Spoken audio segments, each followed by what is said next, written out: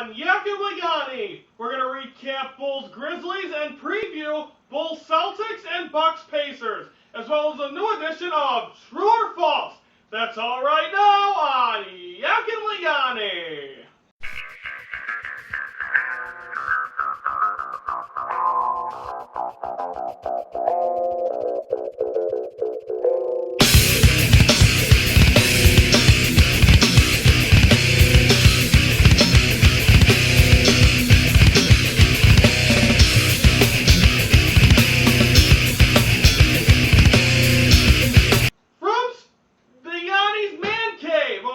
Studio One, welcome to this December the 18th edition of Yackin Wit Yoni. I am Ryan Yanoshadas.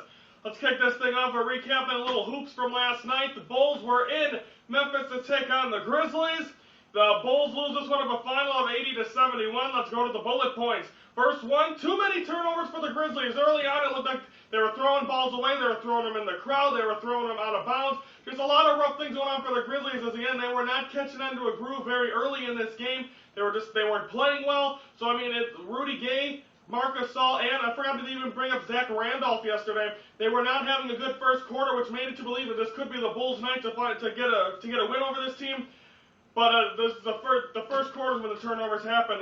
Not enough baskets for the Bulls. They were just missing a lot. They were getting a lot. In the first quarter, there was like half the quarter was gone. It was 9-9. Usually don't see that in a basketball game. So a very rough first quarter overall for both teams. Like I said, the turnovers for the Memphis Grizzlies.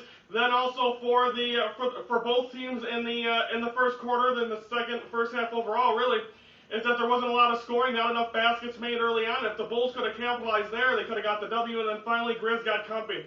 Seems like in the second half, between Michael Conley, Rudy Gay, Zach Randolph, Marc Gasol, everyone was nailing their shots, and it seemed like every time the Bulls would make one basket, it seems like the Grizzlies would make two or three and get on a little bit of a roll. So they really prevailed, and that's why they are a very good team in the Western Conference, and that's why they prevailed in that game last night. Again, they win over the Bulls 80-71.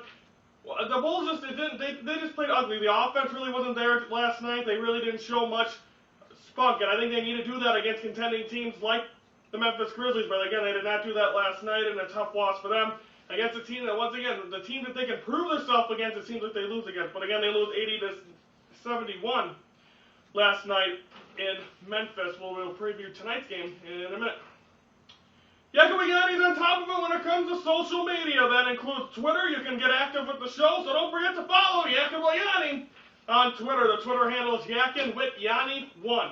Only 2 followers. Come on, guys, follow us up. We post our videos on there as well. Now it's time for the newest edition of True or False. We'll ask 3 things, and they're all 3 concerning, there's 3 of them, Bears and Packers. First one, Brian Urlacher will be a Bear in 2013.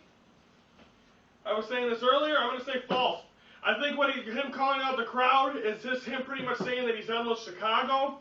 He's just ready to be done with all of it. I think he's injured. He gets injured too much. I think he's ready to go from that national spotlight to being a Chicago Bear to possibly being an analyst for ESPN, NFL Network. I think he's going to be good at that.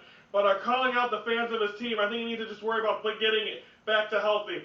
He needs to realize, I know he was realizing it from a player point of view, but from a fan's point of view, when you're not playing 100% good football, the fans deserve to boo. That's the least they can do. They pay hundreds and hundreds of dollars of tickets, or for hundreds of dollars to buy the tickets to watch a team that absolutely struggles and have lost the last 6 to the Green Bay Packers. Completely unacceptable, and I don't think he will be a Bear next year. I think that pretty much sealed the deal with that. Next one, Packers will get a first round bye. I'm going to say false. I think it's pretty much hard for them to get that first round bye. It looks like I think they have to catch the Niners by like 2 games or something. I think the Niners I'm not sure 100% who they play, but it should be interesting to see how it's going to be. But I don't think they're going to get the first round bye, which means it's the first 2 seeds in the NFC if you didn't know. So I think that's where you're going to look at it. Can this team get a first round bye? I'm sure they could. They do play the Titans and the Lions, the Titans and Vikings, the final 2 games of the regular season. And we'll see how it goes. But I think right now the Packers know that they have that opportunity. It would be big if they did. But again, the year they won the Super Bowl, they didn't get a bye. They won all the games on the road. This year they'll have a game at home, which will even be more scarier. Final one, Bears-Packers will meet in the first round. Now I'm going on a whim on this and saying true. think the Packers will not get the second pick, like I just said. And I think that'll leave the Bears to be number 6 and the Packers to be number 3. The Bears and Packers will meet at Lambeau Field, and the Bears will finally get their first win against the Green Bay Packers to eliminate them from the playoffs. It's wishful thinking. The Bears don't deserve to be in the playoffs, for my opinion. They do not play well. They're letting you down. Their injuries is everything. And I don't think they're going to be able to withstand and beat the Green Bay Packers. They can't even beat them at their house. How can they beat them in Green Bay? So I'm going to say that's true, but I think it's just going to be another letdown for the Bears.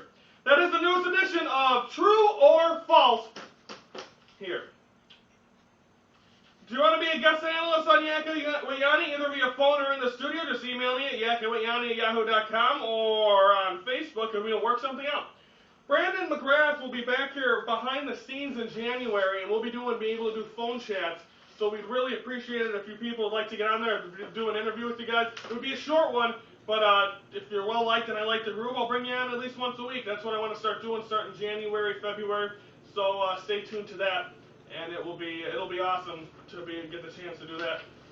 So keep that in mind, and let me know if you're watching this and you want to be a part of it, whether you're male or female, and you want to talk sports with me, then let me know, and I will definitely put you on here. I will not say no.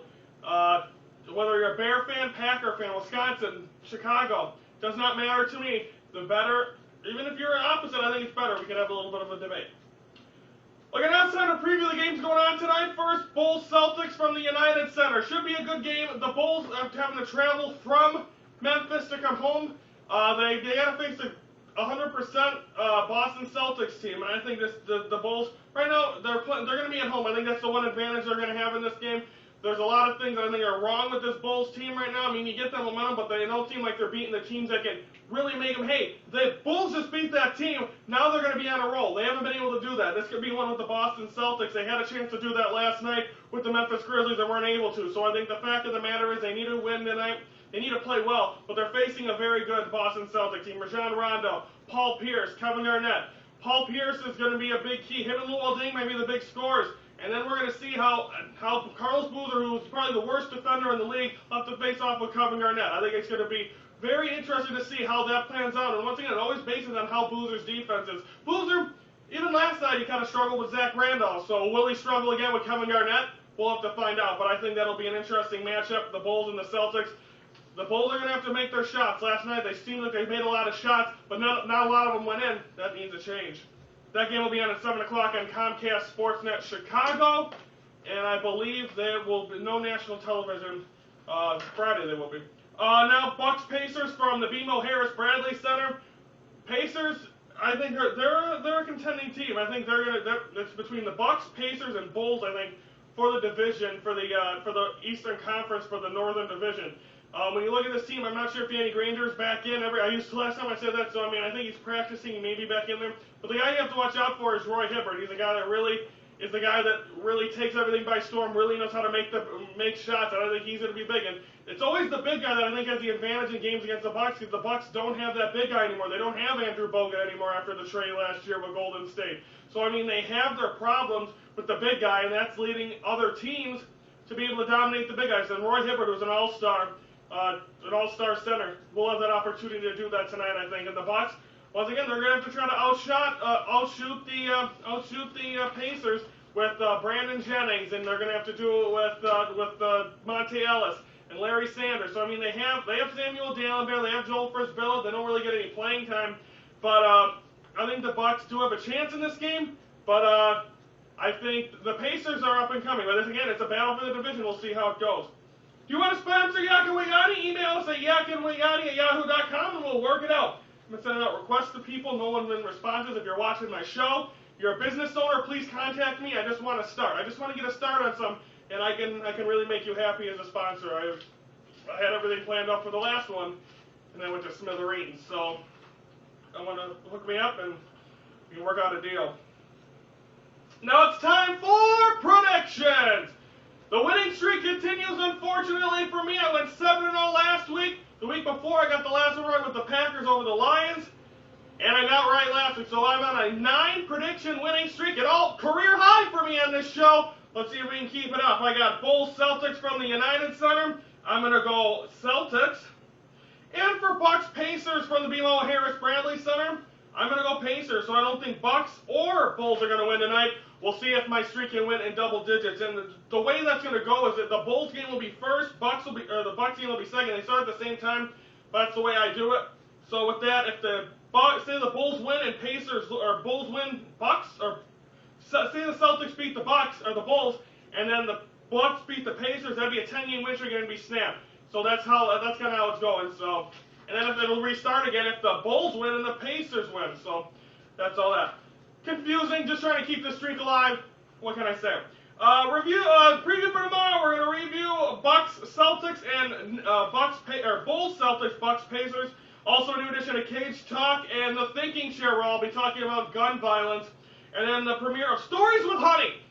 So a lot more promotional stuff, a little bitty things, not much sports talk tomorrow. But don't forget to stay here nonetheless. I'm Ryan Yanashana saying thank you for watching this December the 18th edition of Yackin Wit Yoni, and this is, and always will be,